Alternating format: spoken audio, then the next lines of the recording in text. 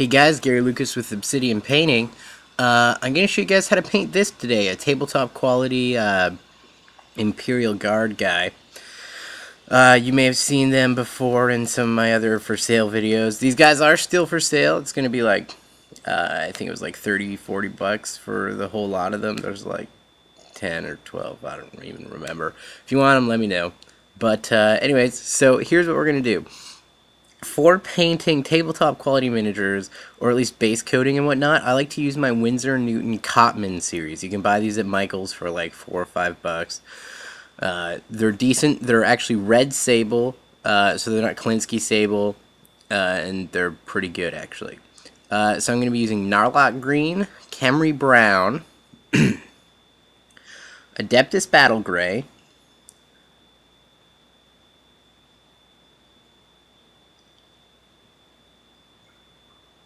also using Talon Flesh. And I'm just going to do the base coats essentially here. Deneb Stone,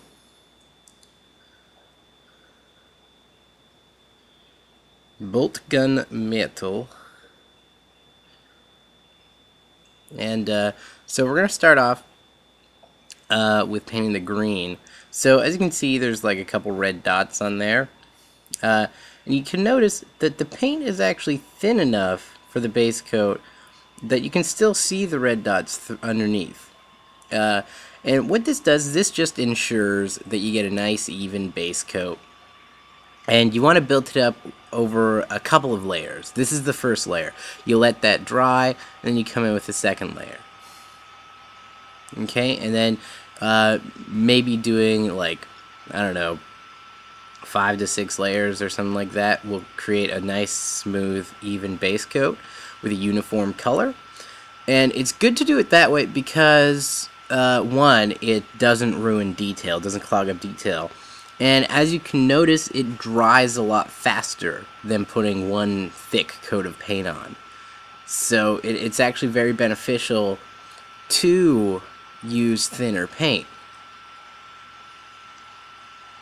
But the key though is not to just dip your brush in the paint and then slop it on the mini. You actually want to wipe your brush off a bit. You don't want a lot of paint on your brush, because having a lot of paint on your brush, it's just gonna all come off the brush and pool into areas, and you don't want that. You want to be able to control it. So wipe your brush off on a piece of paper towel or something like that, and it just goes to help in the long run. So now we're gonna do the Camry Brown on the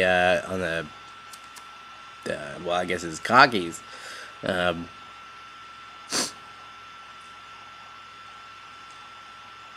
And essentially, I'm just kind of going over it. Right, the same kind of idea. You thin the paint down, and then apply it. And once again, I'm using a Winsor & Newton Cotman series. And to thin my paint, I just add a little bit of distilled water. I don't like tap water because tap water has chemicals in it, and I find that it can actually leave kind of like a grainy effect. So I'd use distilled water to get kind of like pure water essentially. And I find that really actually helps a lot. And the consistency of water to paint, just kind of eyeball it. Right now I'm probably using 3 drops of paint and then maybe like 1 to 2 drops of water. I just want enough water to make the paint flow a little more. And right, and that will really help. Sorry, I have like my sinuses are really congested right now. It's like, well, I can't really breathe.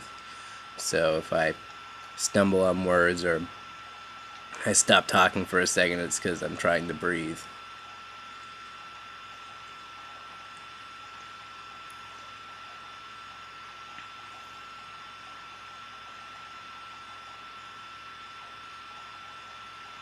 Right, and once again, multiple layers will ensure a uniform coat. See, as you can see on the left leg there, And you just want to do that to every part.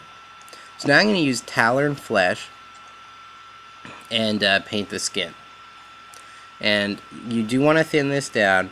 I actually thinned it down quite a bit, because once again you just want to go over with multiple layers, and the face is probably the most important place for detail, so you really want to use thin paint here because you don't want to clog up the expression lines on the face.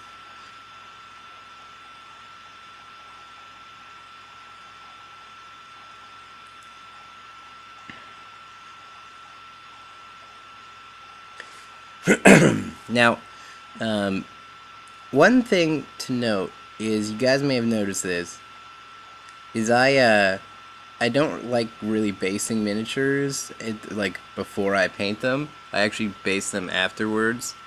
And if I ever want to put them on like crazy looking display bases, I'll just take them off of their base. They're only on there with super glue, and I find that if you use super glue, it's easy to just take things off of other things, which is why I use super glue on plastic miniatures, where other people like to use plastic glue. I find, well, actually what plastic glue does, it actually melts the two parts together, and I don't want that, because then if I say want to change something later on, if I use plastic glue, it's going to be almost impossible to do that. But if I use super glue, it's actually really simple. And it's always really simple to repair something if something breaks. Whereas with plastic glue, because it actually bonds the two parts together, if it breaks, it's not necessarily going to break where the glue is. It could break somewhere else. So that's why. So yeah, that's why I like using super glue. Now, you may notice that there's a couple parts where like I get some of the flesh color on the green. That's okay, we can always come back later and touch that up with green. And it's not a big deal. So this is actually coming to a close. I haven't done the rest of the video yet, so stay tuned for that. Alright guys, have a good one.